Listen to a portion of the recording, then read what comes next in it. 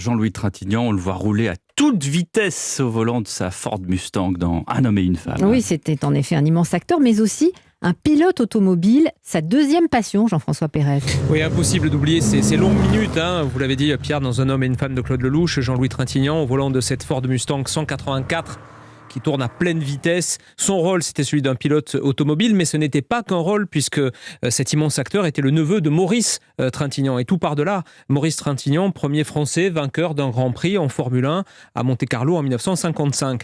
Le sport auto, en fait, c'était l'autre passion de Jean-Louis Trintignant. Il avait même interrompu sa carrière d'acteur pendant 2 ans, à la fin des années 70, pour se consacrer aux courses. Il avait fait notamment 2e aux 24 heures de Spa, en Belgique, plusieurs fois au départ du rallye de Monte-Carlo. Mais son principal épisode, on va dire, de pilote professionnel, ce fut les 24 heures du Mans en 1981. Jean-Louis Trintignant était sorti indemne d'un terrible accident à plus de 300 km/h, l'explosion d'un pneu en pleine ligne droite. Il l'avait raconté avec la distance qui le caractérisait, on va dire, à Frédéric Tadei sur Europe 1 en 2008.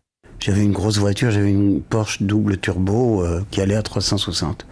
J'ai cru que j'allais me tuer, franchement, quand je dis me faire mal, c'est vraiment aller me tuer, parce qu'à ces vitesses-là. Mais j'ai eu la chance de prendre le rail de côté, 6 fois d'un côté à l'autre, comme ça, et puis ça s'est arrêté. Et puis ça s'est arrêté. Jean-Louis Trintignant et la course auto, c'était aussi un amour, celui de Marianne Höpfner, sa dernière épouse, pilote auto, elle aussi, 4 fois présente sur les 24 heures du Mans. Et tous les deux, d'ailleurs, ils avaient couru le rallye de Monte-Carlo au début des années 80. Voilà, c'est elle qui a annoncé un petit peu symboliquement, évidemment, le décès cet après-midi. Merci Jean-François.